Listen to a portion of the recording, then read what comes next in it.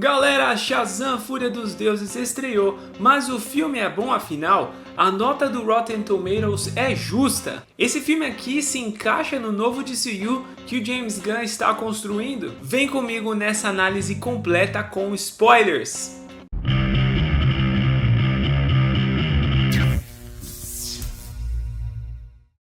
Fala pessoal, tudo beleza? Sejam muito bem-vindos ao Conversa de Nerd, eu sou o Saulo Ferreira e pois é, Shazam 2 estreou, infelizmente no meio desse rebuliço pelo qual a DC está passando, né, com toda essa reestruturação, com o reboot. Claro que tem muita coisa que ainda não está clara pra gente, mas muitas especulações já foram feitas, o que faz esse filme tecnicamente estar sendo lançado no que a gente pode dizer a hora errada. Mas de qualquer jeito ele está sim comprometido em trazer uma nova fase, uma continuação, uma sequência para a história do Shazam de 2019 e ele traz novos personagens, novas aventuras e tenta do seu jeito deixar a sua marca dentro do universo DC e dentro desse subgênero de super-heróis. Mas o filme é bom, eles acertaram. A história ficou legal? É sobre tudo isso que nós vamos conversar com spoilers aqui nesse vídeo. Só antes, não esquece de deixar um like, curte o vídeo, é rapidinho, dá esse like pra dar uma força aqui pra gente.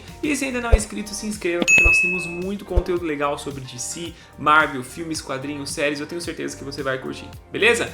Mas, sem mais delongas, bora lá! Assim como o primeiro filme, Shazam! Fúria dos Deuses aposta na trama familiar. Só que nesse segundo filme, nós temos as crianças entrando na fase da adolescência, com exceção da personagem da Darla, que ainda é uma criança. E aquele grupo de super-heróis que parecia estar super unido no final do primeiro filme, agora está desconexo, cada um fazendo uma coisa, e quem sofre com isso, principalmente, é o Billy, que é o primeiro a ganhar os poderes, e é de certa forma o líder deles. Uma outra coisa que eles colocam é a recepção, é a opinião pública da cidade da Filadélfia sobre o que eles fazem e, por conta aí dos vários efeitos colaterais, a população e a mídia acabam fazendo muitas críticas aos super-heróis. E, inclusive eu acho que essa subtrama da recepção da cidade foi uma coisa que foi deixada de lado no final do filme e não foi revertida. Eu acho que teria sido interessante, depois de todos os eventos do filme, que a cidade mudasse a opinião sobre eles. Mas sei lá, talvez tenha sido intencional dos produtores do filme de deixar em aberto. Tipo assim, a cidade não precisa aprovar. O público é realmente uma coisa complicada. A mídia é uma coisa complicada. Tem até uma piadinha com fake news. Mas se tivesse tido essa reversão,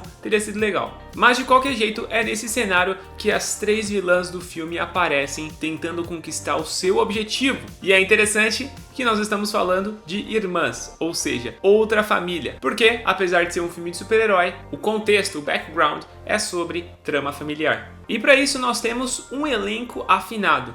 Todos os atores que fazem as crianças e também as versões superpoderosas de Shazam e os pais que reprisam seus papéis. E claro, as vilãs, com destaque as duas veteranas Helen Mirren e Lucy Liu, que são de fato as antagonistas, aquelas que apresentam realmente uma ameaça para os heróis. E depois de muita pesquisa e muita investigação do grupo de heróis, e claro, depois de momentos que as vilãs falam sobre isso, é revelado que o plano delas é pegar de volta toda a mágica que foi roubada pelos magos. E isso fica bem mais compreensível quando a gente para pra pensar que todos esses poderes absurdos foram dados a crianças e elas querem reconstruir o reino delas. E é interessante que as filhas do Atlas vêm diretamente lá da mitologia, embora não sejam personagens dos quadrinhos da DC. Então o filme optou por personagens originais para serem as vilãs. Mas além do próprio Atlas, é interessante que eles mencionam também o Hades em uma cena. E embora nós tenhamos duas veteranas, com destaque a Helen Mirren, que já tem 77 anos de idade, as vilãs acabam não sendo tão memoráveis. Elas funcionam para aquela trama,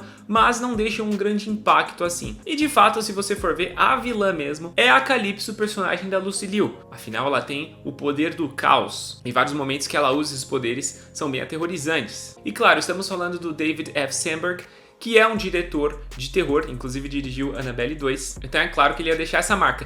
Inclusive, se você não reparou, ele faz uma pequena aparição no filme. Quando as criaturas mágicas começam a invadir a cidade e matar as pessoas, ele é uma das vítimas que é pego por uma criatura voadora e levada embora. A Anthea, a personagem mais nova, já estava na cara que ela se viraria contra as irmãs, mas a Esper, a personagem da Helen Mirren, também tem uma virada interessante e mostra que no final das contas ela não era tão vilã, que ela foi injustiçada e queria apenas reconquistar o seu reino. E eles decidem colocar ela no final ajudando da única maneira que ela podia, afinal já tinha sido perfurada, né? Uma cena bem surpreendente, diga-se de passagem. Mas como um todo, elas cumprem a função de vilãs genéricas. Talvez se fosse uma filha só explorada, eles tivessem mais tempo de desenvolver e colocar um background maior, explorar melhor a motivação. Mas enfim, ainda sobre o elenco, pessoal, nós precisamos falar do Jack Dylan Grazer, que interpreta o Fred. Esse garoto é fenomenal. Todas as cenas que ele aparece são muito boas, ele é muito expressivo, ele é muito divertido,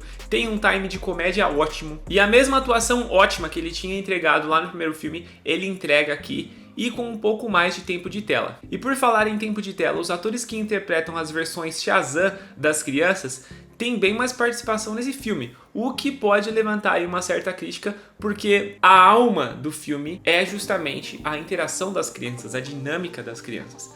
Inclusive no final, a Rosa, a mãe da família, pede para ver o Billy mesmo e não a versão dele, Shazam. Eu acredito que nesse caso eles optaram por deixar as versões de heróis aparecer mais, por conta da aparência das crianças, né? Tem um salto muito grande porque a gente teve a pandemia entre um filme e outro e na trama só se passaram 2 anos. Então, para não ficar muito discrepante, eu acredito que eles tenham feito isso. Ou era só simplesmente porque eles queriam explorar mais a versão de heróis deles. E os atores também estão muito bem aqui. E o filme também capricha, pessoal, nos efeitos especiais. O orçamento do longa foi de 100 milhões. Um orçamento modesto para filmes de super-herói. Se você pegar Aquaman 1, por exemplo, custou 200 milhões, o dobro. Tem filme que custa quase 300. Pega Adão Negro aí, por exemplo. Mas apenas com 100 milhões, o filme consegue entregar bons momentos de ação, de aventura e efeitos especiais muito bons. Todas as cenas de voo, os poderes de raio, os poderes de super velocidade, de super força, o dragão no final e até mesmo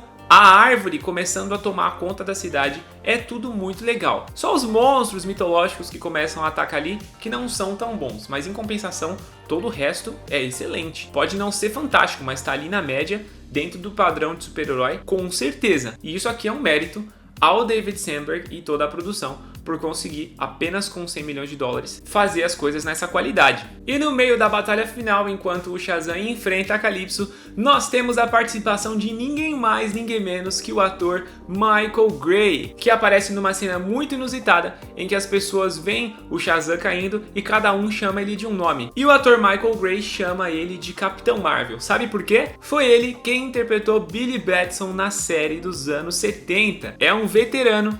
E nessa época, o Shazam não se chamava Shazam ainda, e sim Capitão Marvel, que tem toda aquela história dos direitos autorais, de quando a DC comprou o personagem, depois a Marvel usando o nome. Mas enfim, na época ele se chamava Capitão Marvel e eles colocaram o Michael Gray para fazer uma pequena aparição, inclusive com o visual que ele usa lá na série antiga. E eu achei muito bacana eles colocarem esse ator, pessoal, porque ele é um cara que não se distanciou da cultura pop, inclusive ele participa de eventos, de Comic Con e tudo mais. Ele é um fã do personagem, então foi realmente uma grande homenagem. Assim como fizeram com a Linda Carter lá em Mulher Maravilha 2.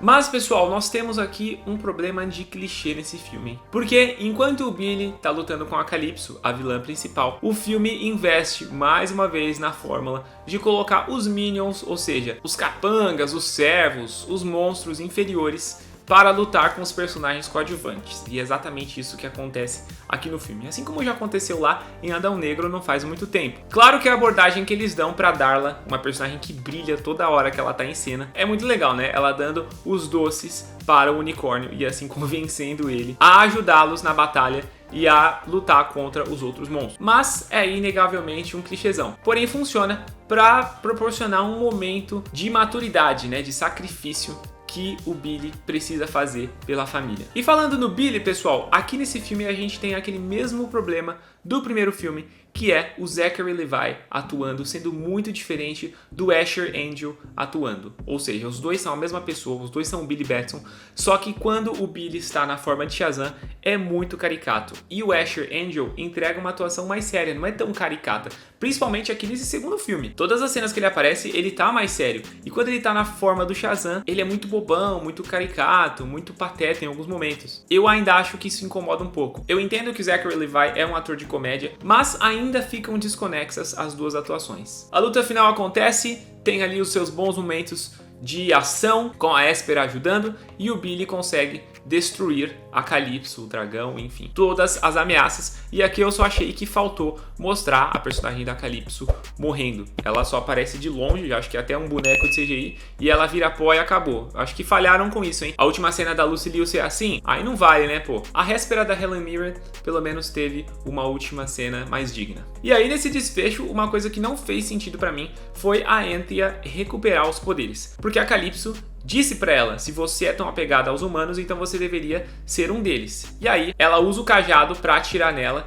e ela perde os poderes. Nesse momento eu falei, pô, faz sentido, ela vai se tornar humana e vai ficar com o Fred. Afinal, ela já viveu 6.000 anos como uma deusa, então ela pode pegar um descanso agora. Só que aí, por algum motivo, eles optaram por devolver os poderes pra ela. E eu achei meio nada a ver. Teria funcionado melhor, embora um pouco clichê, ela ter se transformado em humana e ficado com o Fred. Porque quando ele for um senhor de 80 anos, ela ainda vai estar com aquela cara de adolescente, então não faz sentido. E temos lá no final do filme a aparição da Mulher Maravilha, que infelizmente eles entregaram no spot de TV. É claro, eu acho que esse spot foi parte da estratégia de marketing para chamar o pessoal para assistir o filme, porque eles não estavam com previsões muito boas e o reboot do DCU já foi anunciado. Então eu acho que isso foi uma atitude meio desesperada, mas que eu compreendo que foi para chamar o grande público para ir assistir. Pô, a Mulher Maravilha vai estar no filme. E, inclusive, eles já fazem um teaser disso lá no meio, quando o Billy tá sonhando com ela e o mago aparece na cara dela. É muito engraçada a cena, hein? Mas a aparição dela serve apenas para fazer uma conexão e uma pergunta que os fãs poderiam fazer, né? Pô, toda essa trama envolve deuses gregos e a Mulher Maravilha não apareceu até agora? Claro que ela com certeza tem outros problemas para cuidar. Inclusive tem uma piada sensacional com a identidade secreta dela. Mas é revelado pra gente que ela recebe aquela carta escrita pelo Steve e ela decide ajudar. Também é um jeito muito conveniente, mas foi interessante a conexão,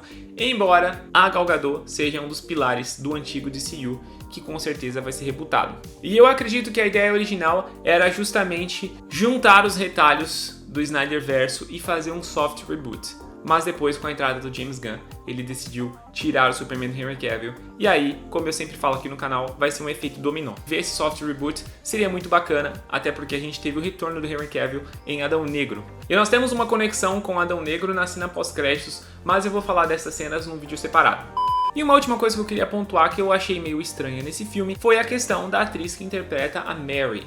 Nesse filme aqui, quando ela está na versão adulta, a atriz não é trocada, assim como aconteceu no primeiro filme, por conta da idade da própria atriz. Só que isso aqui não faz sentido pra mim, porque os super-heróis estão sempre na mídia. Os pais assistem o jornal e falam sobre super-heróis. Então como que eles nunca reconheceram a Mary, se eles saem até em capa de revista? Isso aqui é um furo gigantesco. E ainda sobre a personagem, toda a trama dela do primeiro filme, de ir pra faculdade, acaba ficando de escanteio no segundo filme. Parece que eles querem trabalhar com esse problema no início, no primeiro ato, quando ela fala que não foi pra faculdade, porque ela optou por ficar lá na Filadélfia trabalhando como super-heroína. Tem até o dilema de trabalhar, de ajudar a pagar as contas da casa, que é o momento mais pé no chão do filme, que eu acho que é muito importante. Só que tanto a trama dela ir pra faculdade, dela se decidir e trabalhar, enfim, quanto do próprio Billy, acaba ficando de escanteio e é tratada de uma maneira superficial. Então eu acho que o filme acaba pecando nesse sentido. Mas no panorama geral é um filme legal, é um filme divertido, você consegue dar boas risadas, assim como no primeiro,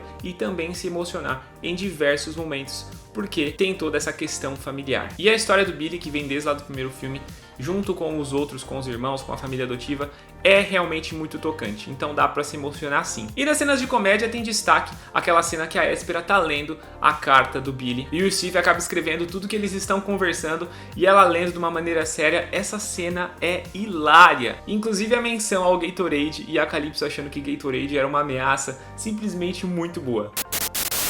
Levando em conta tudo isso que eu falei, eu fecho esse filme aqui de 0 a 5 estrelas com 3 estrelas e meia. Tem sim as suas falhas, tem coisas que poderiam ter sido melhor, mas no geral consegue fazer aquilo a que se propõe de uma maneira muito boa e é tão bom quanto o primeiro filme, você consegue se divertir. E, embora tenha sim conexões com o universo compartilhado, ele se preocupa em contar a própria história e se resolver por si mesmo, com exceção do final, com a aparição da Mulher Maravilha trazendo o Billy de volta à vida. Então a gente pode falar que ele tem 90% de independência. Mas essa aqui é a minha opinião, pessoal. Eu quero saber o que vocês acharam do filme. Comenta aí embaixo.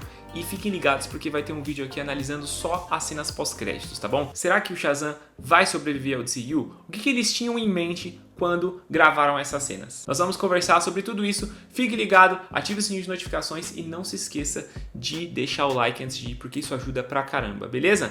Eu sou o Saulo Ferreira, muito obrigado por assistir, vou ficando por aqui. Um grande abraço e até a próxima Conversa de Nerd.